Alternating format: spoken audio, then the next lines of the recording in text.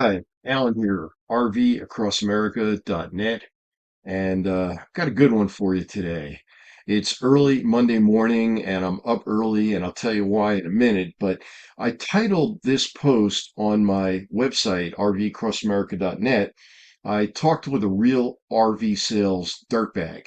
And I know that that may sound like strong language, but I think you'll understand when I get a little deeper into the story.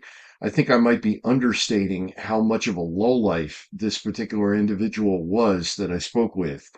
I'm up early today, just to give you a little background. It's Monday morning, August 19, and I'm heading over to Butte and I'm heading to an actual mine. And I'm going to do a mine tour.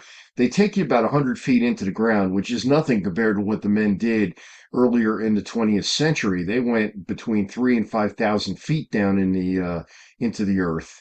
And it got real hot and it got just real unpleasant. And I'll have a story for you about that because I met an actual miner, a fellow named Ken McGrath, who graduated high school in 1965 and then went to work for three different mining companies over about the course of the next decade until things shut down. Things shut down around 1976.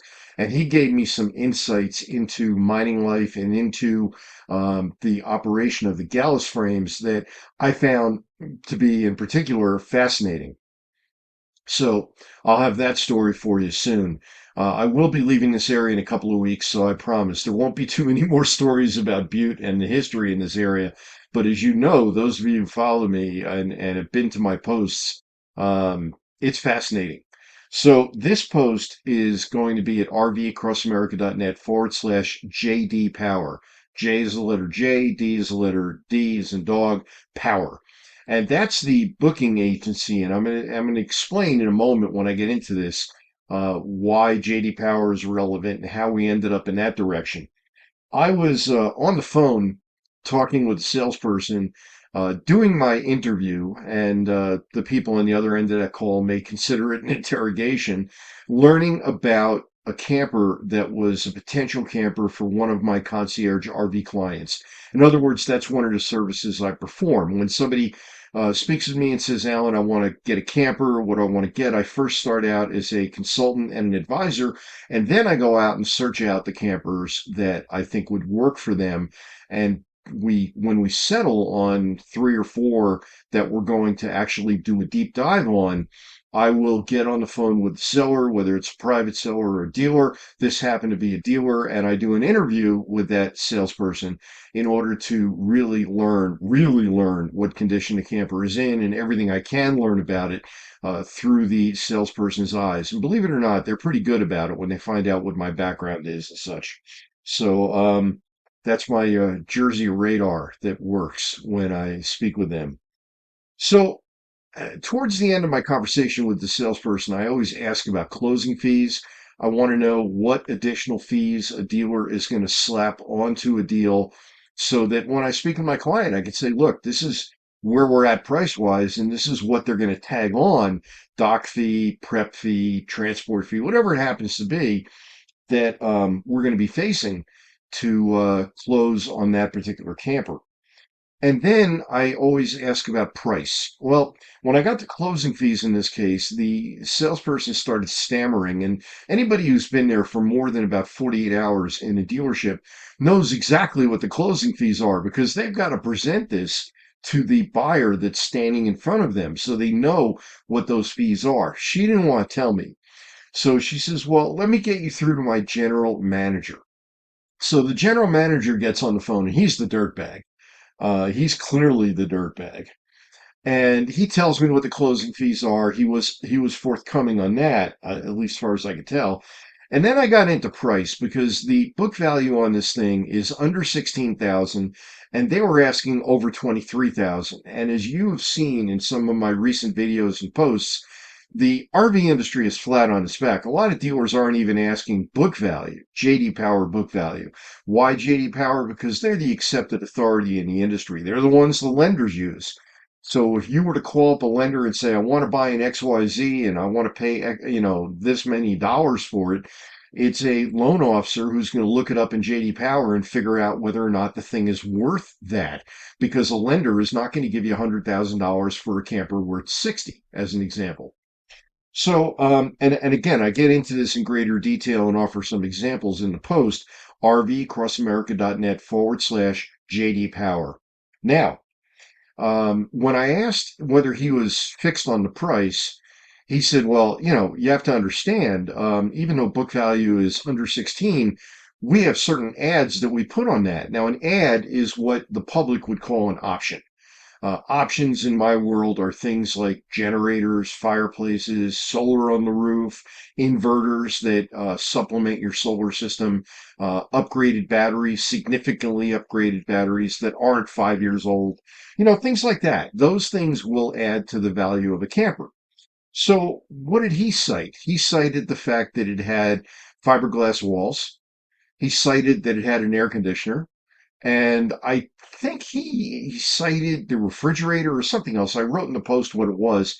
Any of which, anyhow, all three of the things that he cited that added over $2,000 value, and he wasn't even done citing all the ads. I mean, I stopped listening.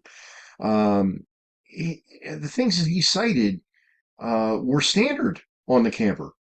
And the simple rule of thumb with JD Power is, and this is where you have to know the camper, if it's standard, in other words, if they all come with fiberglass as opposed to a stick and tin, meaning the aluminum siding, the corrugated aluminum on the side of the camper, if they all come with fiberglass, then that's a standard. That's not an extra option. It's like buying a car and saying, well, the steering wheel is an option. Well, maybe if it's a souped up leather steering wheel, but if it's just a basic steering wheel, it's not an option. And the same thing was true with this guy.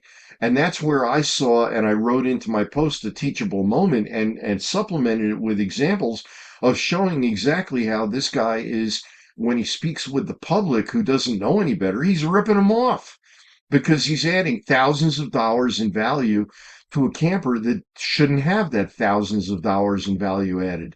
The reality is the camper we were looking at, the book value at 15.8, in this current market, I wouldn't encourage my client to pay any more than that, and that's only because it's an outdoors RV, and potentially less. With most campers these days, I'm aiming for about 20% below book value. And yes, I do add value if they have a generator or things like that. So that's really the key. Establishing the value of a used camper is a good starting point to start with JD Power. That wasn't good English. But anyway, a good starting point is to start with JD Power.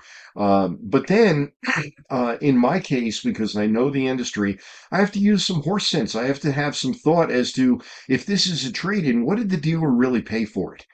And how long has the dealer been sitting on it, and what is this thing likely to sell for in the market across the country, because it is really a nationwide market. So anyway, that's what I get into in the post. If you want to see more on that, go to rvcrossamerica.net/JD Power. You'll also be treated to a few additional photos, some new photos I've taken of historic Butte and also of the old Montana prison.